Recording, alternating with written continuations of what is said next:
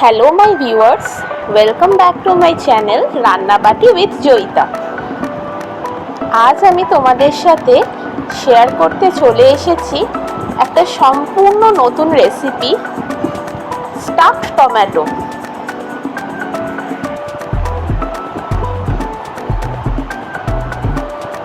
কিভাবে বানাবো stuffed tomato, চলো তাহলে শুরু করা যাক। প্রথমেই এখানে আমি 5টা টমেটো নিয়ে নিয়েছি 2টো ডিম আর একটা পেঁয়াজ।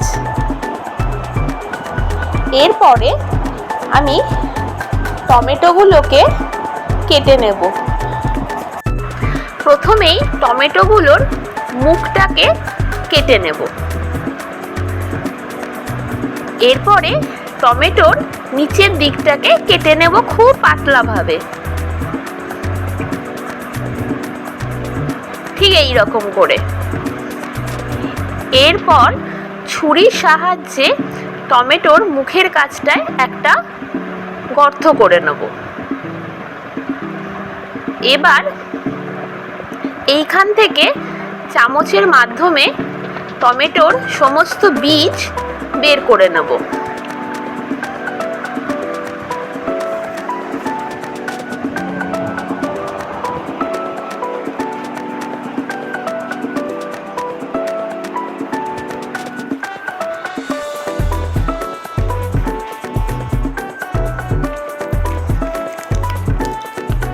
আমি চামচের সাহায্যে টমেটোর ভেতরটা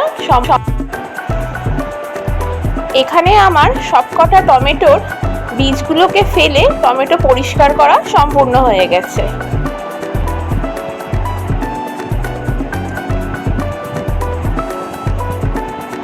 এরপরে আমি অন্য একটি পাত্রে নিয়ে নেব কোচানো পেঁয়াজ আর একটা কাঁচা লঙ্কা, যেটা আমি কুচি কুচি করে কেটে নিয়েছি। এরপর এর মধ্যে দিয়ে দেব 2টো ডিম।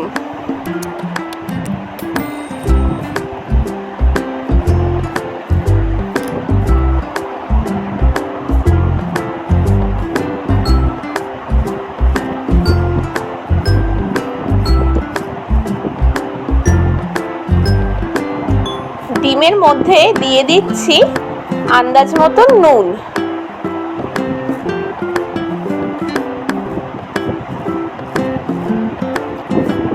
ডিমটাকে এখানে আমরা নুনের সাথে ফেটিয়ে নিচ্ছি। এরপরে দিয়ে দেব হাফ চা চামচ জিরে গুঁড়ো, অল্প সামান্য লঙ্কা গুঁড়ো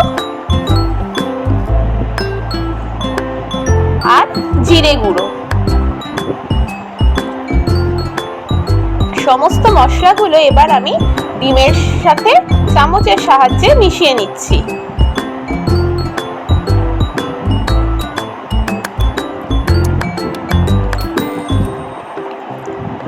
এরপর টমেটোগুলোর মধ্যে চামচের সাহায্যে ডিমটাকে ঢেলে দেব।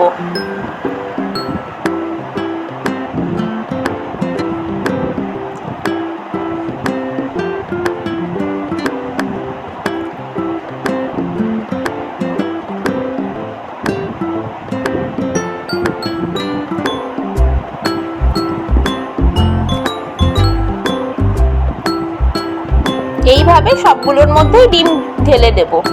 এরপরে চাপিয়ে দেব কড়াইতে ঢেলে দেব বেশ খানিকটা সাদা তেল।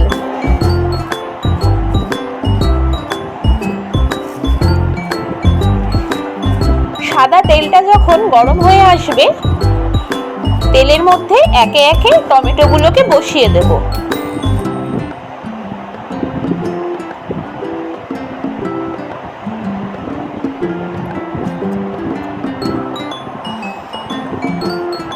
টমেটোর নিচের দিকটা আমি কেটে নিয়েছিলাম এই কারণেই, যাতে কড়াতে টমেটোগুলো ভাজার সময় টমেটোগুলো সোজা হয়ে বসে থাকে, তেলের মধ্যে গড়িয়ে না যায়। কেন কি তেলের মধ্যে গড়িয়ে গেলে ডিমগুলো বেরিয়ে যাবে তেলের মধ্যে। এরপর আমি দিয়ে দেবো ঢাকা।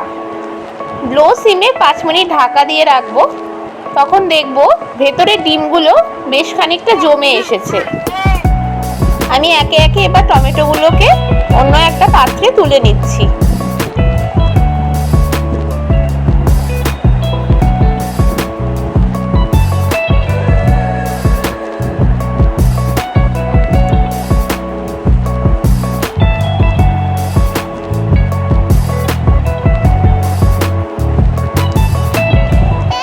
এরপরে টমেটোর ভেতরে যে বীজগুলো ছিল আর যে সামান্য টমেটো বেরিয়ে এসেছিল সেইটা আমরা ফেলে না দিয়ে এখানে নিয়ে নেব।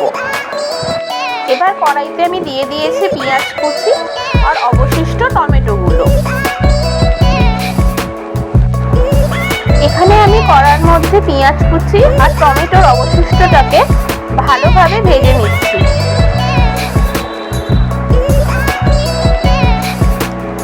এখন আমি দিয়ে দেবো এখানে আদা আর রসুনের খানিকটা পেস্ট।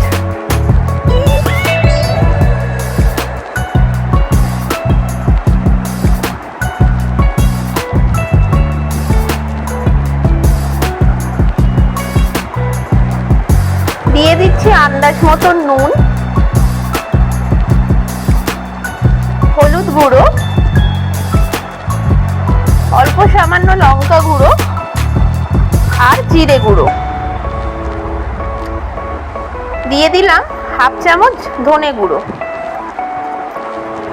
এবার সমস্ত মশলা ভালোভাবে তেলের মধ্যে কষিয়ে নেব। এই পর্যায়ে আমি খানিকটা জল দিয়ে দিচ্ছি যাতে করে মশলাগুলো ধরা না লেগে যায় আর পেঁয়াজগুলো যাতে ভালোভাবে গলে যায়।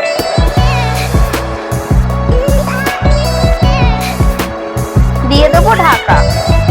5 মিনিট ঢাকা দেওয়ার পরে ঢাকা খুলে নিয়েছি। এখানে আমার মশলা থেকে তেল ছাড়া শুরু হয়ে গেছে।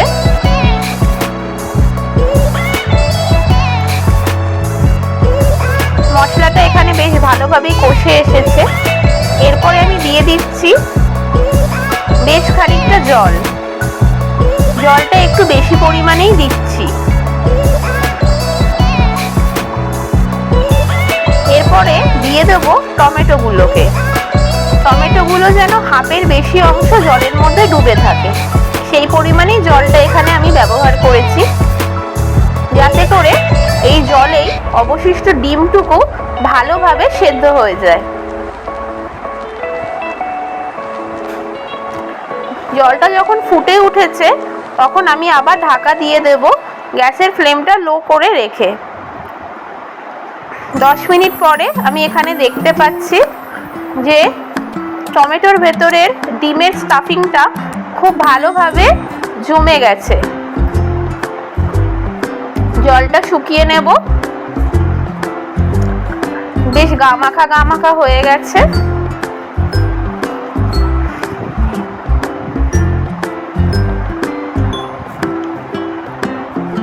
এরপরে আমি সার্ভ করে দিচ্ছি আমাদের স্টাফড টমেটো।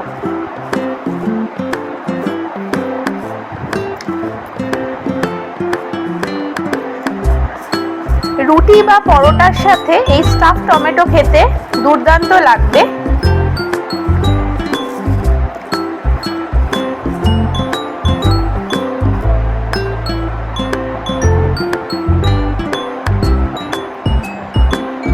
সম্পূর্ণ তৈরি আমাদের স্টাফড টমেটো রেসিপিটা।